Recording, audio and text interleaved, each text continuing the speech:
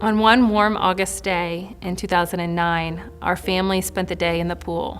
It was my husband, myself, and our 3 children, our 3 girls, ages 19 months, 3 years, and 10 years of age. We were all hanging out like we normally did. We were a family that went swimming an awful lot. We spent most of our free time, probably 5 days a week, in the pool. Never really once thinking about the water or our backyard pool as a hazard or a danger. We purchased the home when I was pregnant for my 3rd child. And again, we just thought we were so fortunate to be able to have a house with a pool, never once really thinking about it being a danger of any capacity. We knew we were supposed to put the fence around it, but that was about the extent of the protections that we actually did to protect our family. We grew up in a generation where we learned to swim at 5, 6 years old. My husband and myself did. We never really had proper swim lessons, and so we weren't really educated on getting our kids into lessons. We thought they were way too young to learn. Our 10-year-old was a really strong swimmer, but she learned late as well. Our 3-year-old and our 19-month-old always wore arm floaties, and we thought that they were swimming so well because they were able to swim around the deep end of the pool and throughout the pool, and we thought they were doing great. Unfortunately, that one afternoon, we were in the pool, and I got out first with my baby, the 19-month-old Edna Mae, and I put her down for a nap. And my husband followed me out soon after with our 3-year-old. And we allowed the big girls to stay in the pool because we also grew up in a generation where as long as you swim with a buddy, you're all right. And so with us getting out staggered, it was a little more busy than it normally was.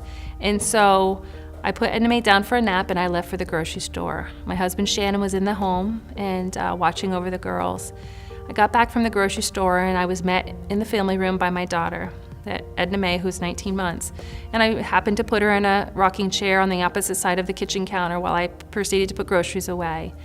And at the same time, my husband had a gentleman come over to do an interview with him. So he went into the front living room. And at one point he called me into that front living room to ask me a question. And I answered the question, no problem, and I came back into where the kitchen was, where Em was. And at that moment, she wasn't there. She wasn't where I had placed her. And I wasn't alarmed. I wasn't concerned. I just started looking around the house for her to see where she was. And after I didn't locate her by looking around the house, I then proceeded to go outside. And again, the pool wasn't on my radar. I went out to this little grassy portion in our backyard where we had a little swing that she enjoyed. And when I almost got to that point, I look over in the corner of my eye, and that's when I saw my daughter floating in our pool. And I just ran around the pool and I grabbed her and I yelled to God, not once thinking about saving her life, just yelling and holding her. And my husband heard my screams and came out and took her from me, and he placed her on the coping and started CPR. But it wasn't CPR that he didn't know it. He knew it briefly in school. At one point he took a class in health and didn't really know what to do properly. Thankfully, that gentleman that was there that afternoon was the one that called 911. He handed me the phone, put it on speaker, and I remember vividly that 911 operator telling me, "You're not helping the situation," because all I was doing was screaming. And she said, "Put it on speaker and put it to the person doing CPR." And she walked him through each step of doing CPR until the paramedics arrived. And I thought she would be okay. Her eyes were open. She vomited a little bit, and never once thinking that this could have happened to us in any way. And paramedics thankfully got there. She was transferred to Coral Springs Medical Center, and then from that point on, they got her heartbeat going, and they transferred her to Broward General, where she was there for 1 solid week. And in that time, we learned how big of a problem drowning was within our community. And at that time, I also decided to commit my life to this because we're not alone. If my daughter ended up passing away because of this, there's so much work to be done because we thought we were parents that were doing everything right, and yet this happened. I found, after returning home after our daughter's death, I found a receipt that stated that we checked out of Publix that afternoon at 3:46. And 29 minutes, our life was completely different because I remember looking over at one point to the hospital clock in the emergency room while they were working on Em, And I said, I need to call my sister. Nobody knows that this is happening. Nobody knows. Nobody's praying. And it was at 4:15. So within 29 minutes, I checked out of Publix, grocery shop for a family of 5, loaded my car with groceries, drove from the grocery store to my house, unloaded all those groceries, got her settled with a snack and a drink in front of the TV while I started to put groceries away, answered that question from my husband, came back, didn't see her, looked around my house for her, went outside, unfortunately found her. My husband started CPR, waited for the paramedics to arrive, and then we were transported to the hospital in 29 short minutes. It's a glimpse, it's so quickly. Everybody thinks that it's a long process, but in as little as 2 minutes, a drowning can occur.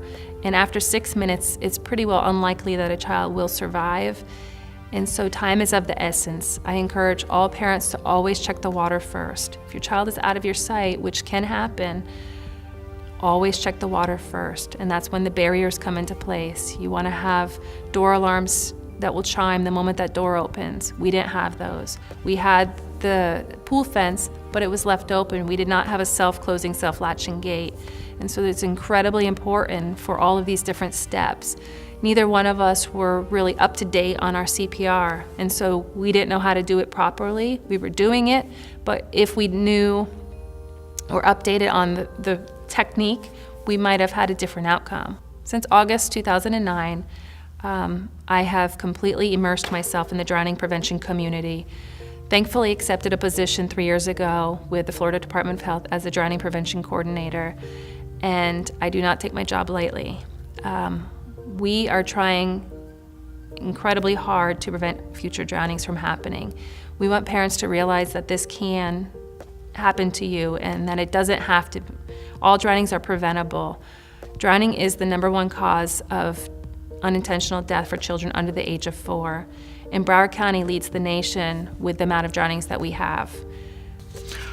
One of the things that we've seen with the reporting that we do have is it's very sporadic. So we may be getting reports from one city, but none from another.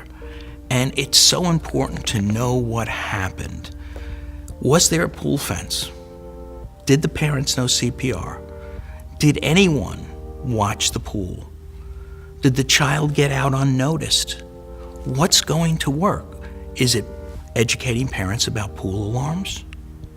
Is it helping them with pool fences and understanding how important those are?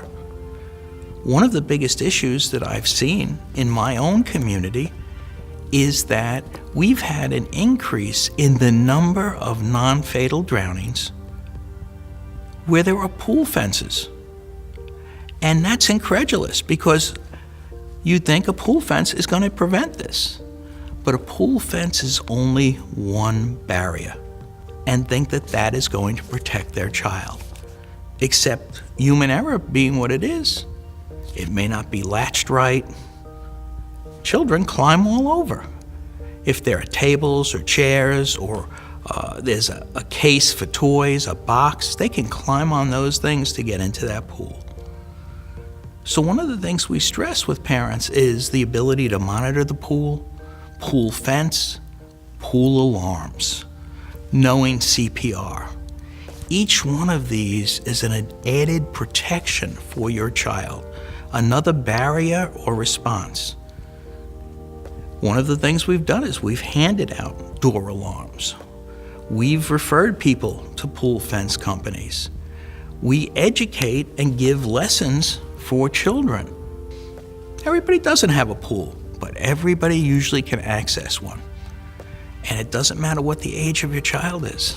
As soon as they make friends and they're invited out to parties, they're going to be going to people's houses. As young as kindergarten, first grade, things like that. And we want to protect them.